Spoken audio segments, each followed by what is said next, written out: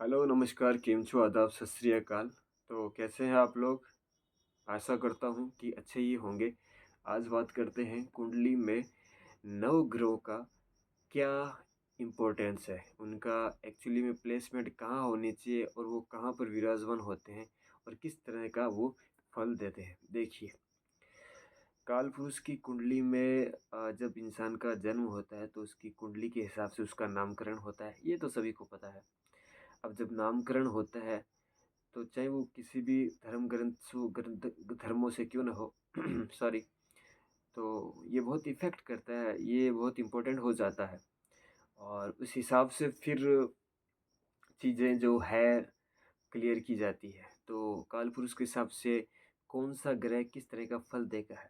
सूर्य जो हमारे आत्मा का कारक है, चंद्रमा जो हमारे मन के कारक है, उसके बाद मंगल जो हमारे साहस के कारक है, उसके बाद बुध जो हमारे बुद्धि के कारक है, इसके बाद जुपिटर यानी गुरु जो हमारे ज्ञान के कारक है, उसके बाद शुक्र जो हमारे सौंदर्य के कारक है या शुक्र के कारक है, ठीक है? जितने भी भौतिक विलास है, भौतिकता के सुख है, उनके कारक है। उसके बाद शनि, शनि जो है डिसिप्लिन के कारक है यानी अनुशासन के कारक है। अगर आप इनडिसिप्लिन या क्या बोलते हैं बिना अनुशासन के अगर ज़िंदगी में सर्वाइव करेंगे तो आपके शनि महाराज आपको बड़े अच्छे से दंडित देंगे, ठीक है? उसके बाद हमारे राहु महाराज जो टेक्नोलॉजी के कारक है, आधुनिक आधुनिक ज़माने के कारक है और जो हमारे केतु महाराज हैं वो अ, धार्मिक ग्रंथों से रिलेटेड संत जो भी है वो सारे केतु महाराज के अधीन होते हैं। तो ये सब चीज़ें होते हैं। अब जो भी ग्रह जिस प्लेसमेंट में या जिस राशि में बैठा है, उस हिसाब से आपको ट्रीट करता है, यानी उस हिसाब से आपको फल मिलता है। अगर कोई ग्रह अपनी राशि में न बैठ कर के किसी दुश्मन की राशि में बैठे हैं तो वहाँ पर वो वीक हो जाते हैं और उनकी ब्लेसिंग हमें आनी बंद हो जाती है। और अगर कोई अ, खुद की राशि में, स्वयं की राशि में या मित्र की राशि में अगर कोई भी ग्रह विराजमान होते हैं तो उनकी ब्लेसिंग्स हमें मिलती रहती है और उनके द्वारा जो भी कारक तत्व होते हैं, कारक तत्व क्या होते हैं क्लियर करेंगे आगे वीडियो में, ठीक है? तो इस हिसाब से हमें ब्लेसिंग्स मिलती रहती है। सो आई होप दैट कि आपको कुछ चीज़ें क्लियर होगी कौन सा किस किरण का कारक है। अगर मन आपका सही नहीं काम कर रहा या आपको किसी बातों की कन्फ्यूजन है तो आपके चंद्रमा भगवान वीक है। चंद्रमा को खुश करने के लिए भगवान शिव की स्तुति करनी पड़ती है, चंद्रदेव के मंत्रों का उच्चारण करना पड़ता है और उनकी ब्लेसिंग्स लेनी पड़ती है। माता का पूर्ण रूप से ख्याल रखना पड़ता है, ये थोड़ा-सा, और चांदी की चीज़ों को पहनना पड़ता है। ये सब चीज़ें हैं ना। चांदी के गिलास में पानी पीना चाहिए और वैसे राहु महाराज अगर किसी के खराब होते हैं ना, तो उनको भी चांदी के गिलास में चांदी धारण करने का बोला जाता है और उनको पानी पीने का, उसी में पानी पीने का विधान बताया गया है। वैसे अ, महान एस्ट्रोलॉजर के पास जाकर उनको नीट दिखानी चाहिए जो वेरीफाइड होते हैं उनको, और फिर ट्रीटमेंट या जो भी रेमेडी करनी चाहिए। पहली बात क्लियर है। यहाँ सिर्फ छोटा सा लिटिल सा नॉलेज है जो सबको होना चाहिए, वो शेयरिंग हो रहा है, ठीक है? तो दूसरी बात, सूर्य अगर खराब होते हैं तो पिता से रिलेटेड होते हैं, मान सम्मान प्रतिष्ठा के कारक होते हैं। अगर वो कहीं गलत प्लेस में बैठे तो आपको वहाँ पर थोड़ी सी दिक्कतें आनी शुरू हो जाती है।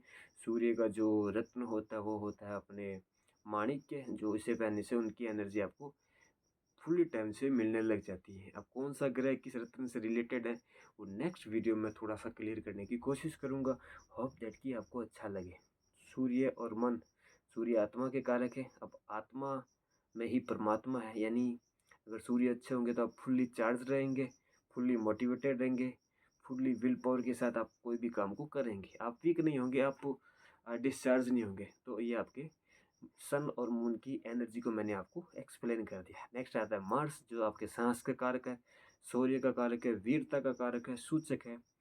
तो वो आपके अगर सही स्थिति में बैठे हैं तो आपको बहुत सारा किसी भी काम को लड़ झगड़ कर करने की आप में बड़ी क्षमता होगी। आप डट कर काम उस काम को पूर्णतः अंत तक कर कर ही बाजी मार कर ही आप जान मतलब बैठेंगे, ठीक है? और तीसरी बात बुद्धि, बुद्ध का बारे में बात करूँ तो बुध जो है बुद्धि के कारक, ये मैंने क्लियर कर दिया है। बुद्धि अगर इधर-उधर हो गई, आपकी बुद्धि सही नहीं काम से कर रही, तो बहन बेटी बुआओं का भी ख्याल रखना चाहिए, तोता नहीं पालना चाहिए। ये तो बहुत सी है जो शायद मुझे लगता है लोगों को पता होगी। लोग हर चीज़ को कैरी करके चलते हैं। आजकल तो स्टूपिड कोई नहीं है। लेकिन मुझे भी कभी-कभी ना ऐसा लगता है कि यार मैं ये सब क्यों बना रहा हूँ? तो लोग कहेंगे यार हमें सब पता है। और जिनको पता होता है ना वो साइलेंटली अपनी ज़िंदगी को चीज़ें क्लियर करके चलते हैं। बताता कोई नहीं है ना। वो क्या है ना, तो किसी ने कुछ अच्छी चीज़ सीख ली ना तो वो किसी को बताएगा नहीं, क्यों बताने से फिर ना थोड़ा सा ये चीज़ें कम प्रभावित होती है। ठीक है, तो ये सब चीज़ें साइलेंटली मोड रूप से करनी चाहिए।